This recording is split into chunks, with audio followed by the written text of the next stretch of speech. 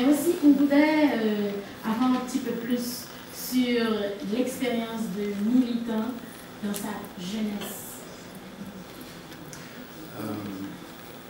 Bon, j'ai été élevé en Louisiane, de grands-parents monolingues francophones. Alors, la racine était plantée très jeune dans ma vie. Mais je pense que je me suis conscientisé envers la francophonie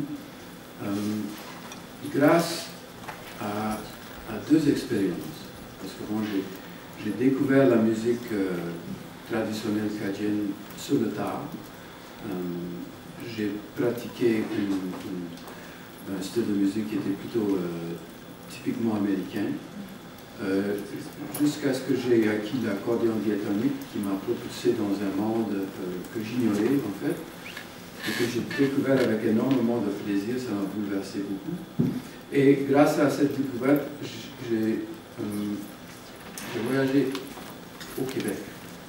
La première fois, j'avais 23 ans, et je ne savais pas qu'en Amérique du Nord, il y avait une société où on pouvait tout faire en français. En Louisiane, on était très isolé et très loin de cette vérité.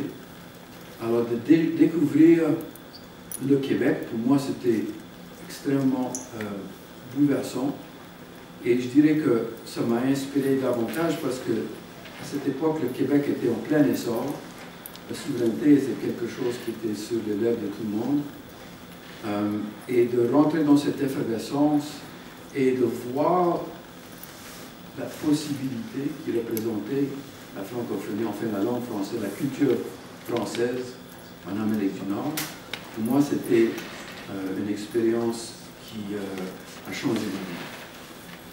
Ensuite, en 1975, je suis allé en Acadie pour la première fois.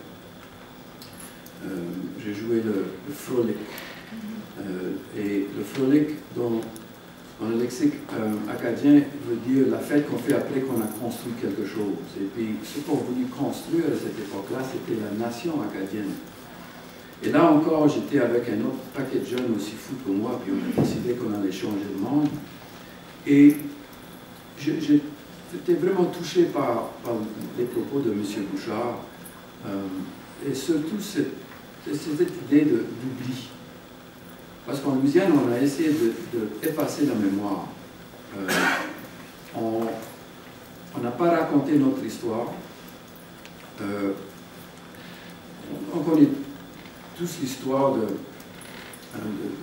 la façon que la langue était opprimée dans les écoles. Ça s'est passé partout en Louisiane. Curieusement, comme en Saskatchewan, en 1916, c'est une année clé. En tout cas, ça m'a révolté. Et j'ai refusé, moi qui étais à peine francophone, enfin, j'avais un très très grand vocabulaire, mais mon style de syntaxe l'était et reste encore anglophone, donc j'ai traduit dans ma tête. Mais ce qui était pour moi une découverte, c'est cette identité qui est venue me chercher. Et quand j'étais avec Gérald Leblanc à Moncton, et puis on s'est fait refuser service dans un restaurant parce qu'on parlait français, j'ai dit, mais là, voilà quelque chose que je peux faire. Je peux les embêter. C'est dans cette ambiance, conteur, ma mère avait 5 frères, elle était la cadette de la famille, et c'est une vieille maison louisianaise sur des cales, et mon grand-père a surpris ces garçons en train de fumer des cigarettes en bas de la maison. Ça fait que, plutôt que de foutre la cabane en feu, il a permis à ces garçons de fumer dans la maison. Ça fait que c'est devenu une espèce de culture club pour toute la jeunesse du coin. Donc on vient, et puis là-dedans j'étais bercé. C'est là que j'ai appris à aimer. Et la sonorité de l'amour, c'était la langue française. Comme si ça aurait pu être le chinois, mais c'est tout que c'était le français. Ça fait que quelque part en moi, très profondément ancré, il y a un amour de cette langue qui est vital pour moi. Nous, on a réussi à transmettre cet héritage à une prochaine génération. Mais maintenant, c'est votre tour. On a fait ce qu'on a pu, mais là, on est fatigué, il faut qu'on se repose. Mais là, c'est... Et j'espère que vous allez, comme on dit en bon cadre, shaker la cage, parce que on ne veut pas faire les mêmes choses. On veut pas, je veux pas revoir un autre Zacharie Richard, je veux être surpris. Alors, surprenez-nous, on vous fait confiance, on a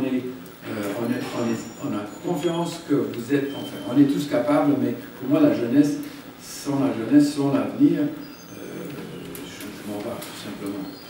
Si je chante, tout le monde chante. Oui. Okay. Il faut se rapprocher. On va faire une jurée. Alors, je vous explique. Une jurée, c'est dans la vieille tradition créole, c'est la créole noire de la Louisiane. Et c'est un chant qui est typiquement ouest-africain. Alors, c'est très facile. Je chante et vous me répondez. Une chanson à réponse, mais un peu plus intéressant ce qu'on fait au Québec. Je mets autour en cercle. Allez, on va passer. Allez, on va passer. Allez, on va passer.